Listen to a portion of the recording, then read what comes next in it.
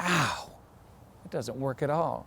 Phantom 4 Pro, what's good about it? What's not good about it? What's it like to own one? So they call this Pro because it really is professional grade. I think that the camera on this thing is awesome, and it really gets awesome shots too.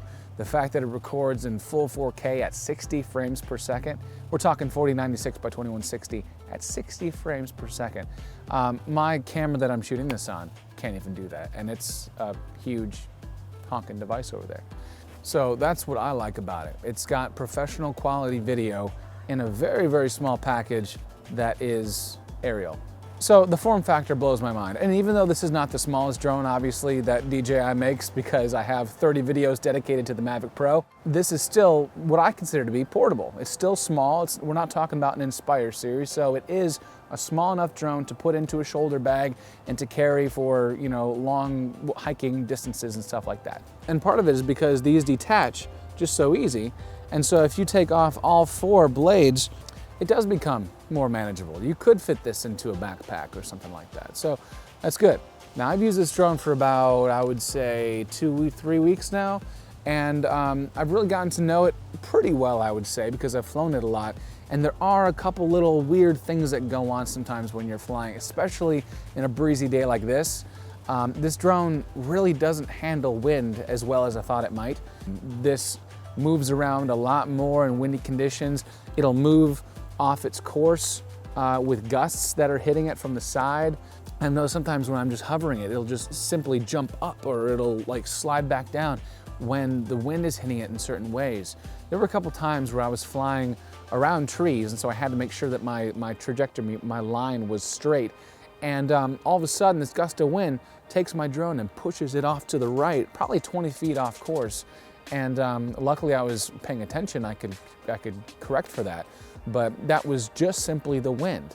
There was another time where I was flying near some bushes over some water, and the drone, I guess because of the wind it was creating as it was bouncing wind off of the water, all of a sudden the drone shot up about 2 feet, and I didn't have 2 feet to spare. I was around a bunch of trees and bushes, and I think that was partially because of the breeze that it was creating, and then that breeze was bouncing off the water and then going back up and moving the drone off course. Very odd. So this shoots very crystal clear 4K footage, both DCI and UHD, plus 2.7K, as well as HD and 720. It also records high frame rates, and so 60 frames per second at full 4K still looks beautiful. It looks awesome. 120 at 1080 started to get a little bit gross. There was some aliasing and some blurriness and some issues. Maybe I wouldn't use that too often, but I was still impressed at the quality of 120 frames per second, because I've seen other drones try and shoot that and I just was not impressed. The aperture is probably my favorite aspect of the camera, because you can control the aperture, or you can call it the iris, and instead of having to always dial in your shutter and your ISO settings, you can always open up that iris a little bit if you want a brighter shot. Or maybe if you want a lower shutter speed but you have no ND filters lying around, you could just raise your aperture and then lower your shutter speed, and you still have a perfectly exposed image, but with a little bit of motion blur. It's awesome, I love it. The gimbal is very low to the landing gear. Now, it's good that we have landing gear. That keeps our props from hitting grass and rocks and stuff, but the problem here now is when you're trying to turn on the drone and it has to calibrate its gimbal, when it points downward in its final gimbal calibration process, it is really, really low. So I've had this actually not be able to turn on properly multiple times in environments that weren't really that uneven. There are some landing gear options though, and some gimbal lock options that I do want to look into. Unfortunately, most of the Phantom 4 models do not work with the Phantom 4 Pro, because I guess there is a little bit of body and gimbal and camera design discrepancy. The battery is actually a pretty big part of this entire drone body, and it's actually quite a lot of the weight. So it's a very hefty battery. And I do like that there's no guesswork in terms of how much battery you have left, because when you have this plugged in, you can see it right on the back. And these lights are so bright that you can actually see your battery readout for how much charge you have left, when it's flying up there 20 feet up. I really appreciate that. Now, I've never done like a hover test. I just think that's boring. I'm not gonna sit there for 30 minutes and see if this thing is really a 30-minute charge, but it seems to hold up, and I haven't had any issues, feeling like it's draining faster than it should. Sensors are a big issue, and this was a big upgrade from the Phantom 4 that I hear. I never flew a Phantom 4, but. So we actually have side-to-side infrared sensors, as well as the forward sensors here, as well as the back sensors here. And of course we had the sensors on the bottom. So all total, we actually have 360-degree obstacle avoidance, plus the bottom, with the exception of the top. Now, one thing I noticed here that was a little odd was the SD card and the micro USB port are both exposed to the elements here.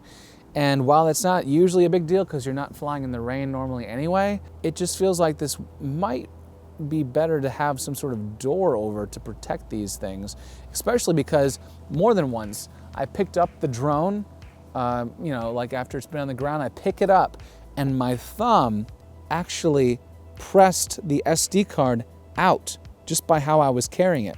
Because you lift it up just like this, and your thumb is right there. It's actually pretty easy to accidentally eject the SD card, and that's no good at all. Now, the Phantom 4 Pro is sort of loud. It's not like it's exceptionally loud, but it is louder than certain other types of drones.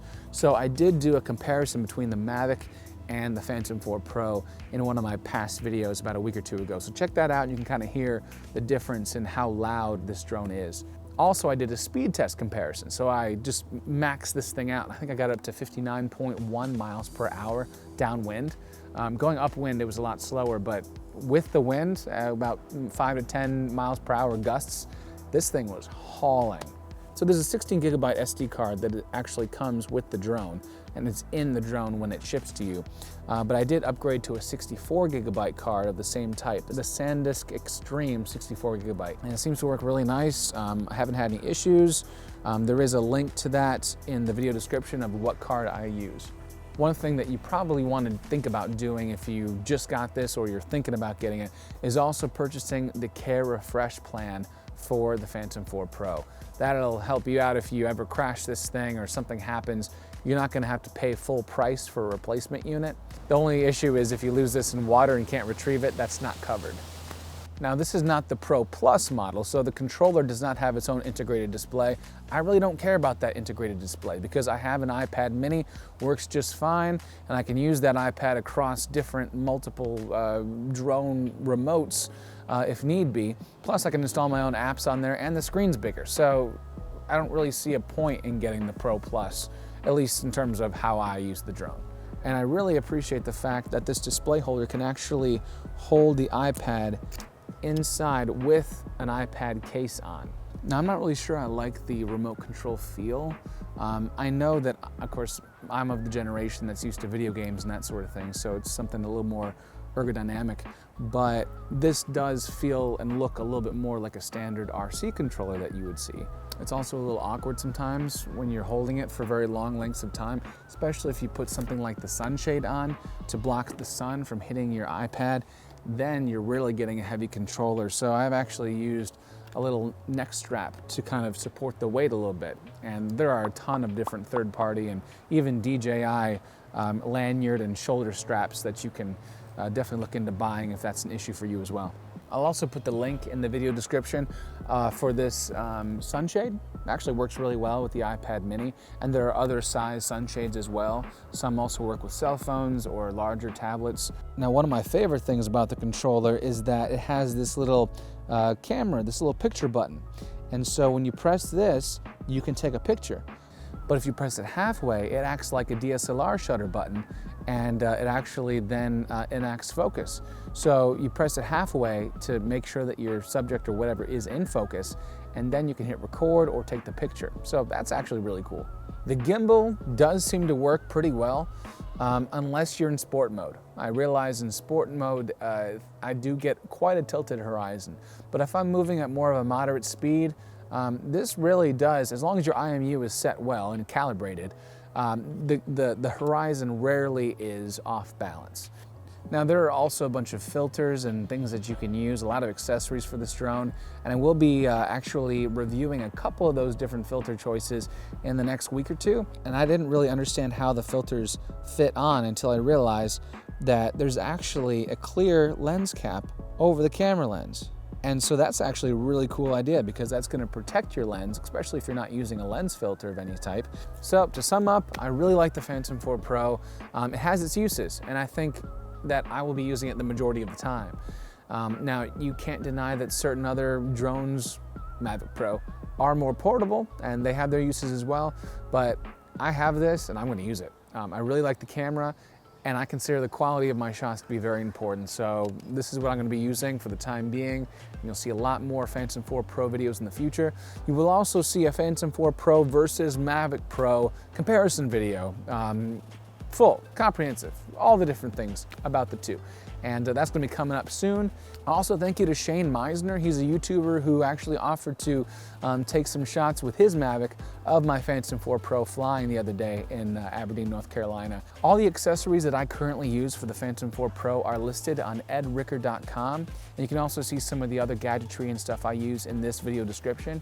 And anyway, thanks so much for watching. And until next time, happy flying, everybody.